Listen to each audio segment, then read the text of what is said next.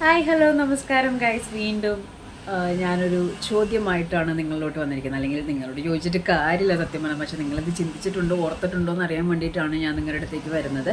അതായത് big boss ഇനിയിപ്പോൾ കുറച്ച് ദിവസം കൂടി ഉള്ളൂ. കുറച്ച് ദിവസം എന്നല്ല, കുറച്ച് നേരം കൊണ്ടേ ഉള്ളൂ. കാരണം ഇതിൻ്റെയൊക്കെ അതിൻ്റെ ഉള്ളിലെ കണ്ടസ്റ്റൻസിൻ്റെയൊക്കെ ഒരു അവസ്ഥയും കാര്യങ്ങളൊക്കെ ഇങ്ങനെ പീക്കായിട്ട് നിൽക്കുന്ന ഒരു അവസ്ഥയാണ്. ഇപ്പം മിഡ് ഡിവിഷനും കൂടി വരാൻ ചാൻസ് ഉണ്ട്. കാരണം എന്ന് വെച്ച് കഴിഞ്ഞാൽ ടോപ്പ് 6 അല്ല, ടോപ്പ് 5 ആണ്. അപ്പോൾ അതാരാവും എന്നുള്ളതാണ്. ഋഷി ആയിരിക്കോ, അർജുനും അത്യാവശ്യം ഹൈപ്പിൽ PR വോട്ട് കയറുന്നുണ്ട്. കാരണം നല്ല രീതിയിൽ സാധനം മറയുന്നുണ്ട്. ഇപ്പോൾ അടുത്ത ഒരു ഇതിലേക്ക് അട്ടിമറികൾ അങ്ങോട്ടും ഇങ്ങോട്ടും നടക്കുന്നുണ്ട് എന്നൊക്കെ കേൾക്കുന്നു.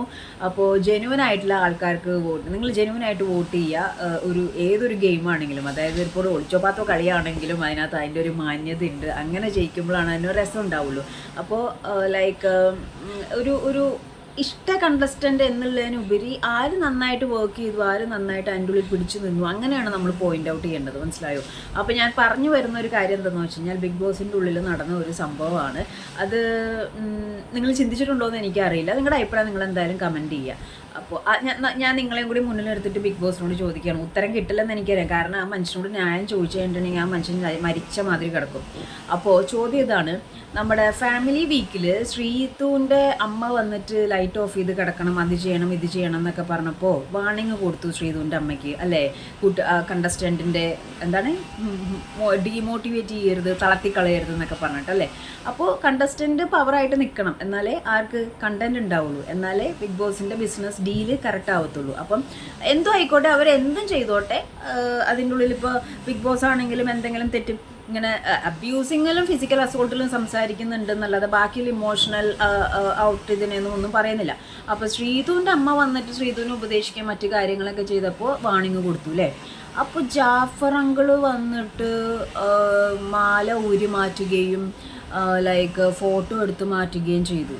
ഇത് രണ്ടും ജാസ്മിനെ മെൻ്റലി തകർക്കുന്ന ഒരു സാധനമാണെന്ന് ബിഗ് ബോസിന് അറിയാം.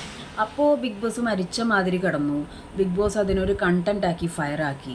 അപ്പോൾ ശ്രീധുവിൻ്റെ ഇമോഷണൽ മെൻ്റൽ ബാലൻസ് പോലെ തന്നെ ജാസ്മിൻ്റെ മെൻ്റൽ ബാലൻസും ഇമ്പോർട്ടൻ്റ് അല്ലേ? അപ്പോൾ ജാസ്മിൻ ഡീമോട്ടിവേറ്റ് ആയിക്കഴിഞ്ഞാലും, ഹൈപ്പർ ആയാലും, അഗ്രസീവ് ആയാലും, ചില്ലായാലും നമുക്ക് കണ്ടൻറ്റ് കിട്ടും. പക്ഷേ ശ്രീതു അങ്ങനെ അല്ല എന്നുള്ളൊരു ചിന്താഗതിയാണോ? എന്താണ് ബിഗ് ബോസ്? എനിക്ക് മനസ്സിലായില്ല. വൈകിയ ഈ വേളയിൽ ഞാനിത് ചോദിച്ചതിൽ തെറ്റുണ്ടെങ്കിൽ ക്ഷമിക്കുക. പ്രേക്ഷകരുടെ അഭിപ്രായം പറയുക.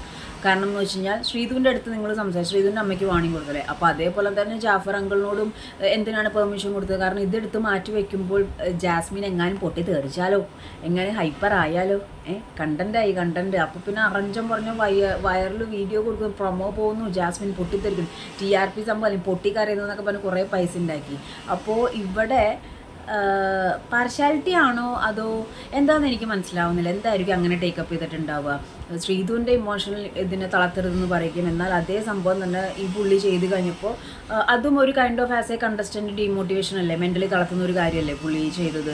അപ്പോൾ ബിഗ് ബോസ് എന്താ മിണ്ടാണ്ടിരുന്നത്? എന്തായിരിക്കും മിണ്ടാതിരുന്നിട്ടുണ്ടാവുക? പുള്ളി ചോദിച്ചാൽ മിണ്ടത്തില്ല. ഇത് കാണുന്ന പ്രേക്ഷകരോടാണ് ചോദിക്കുന്നത്. നിങ്ങളുടെ അഭിപ്രായം നിങ്ങളൊന്ന് കമൻറ്റ് ചെയ്യും.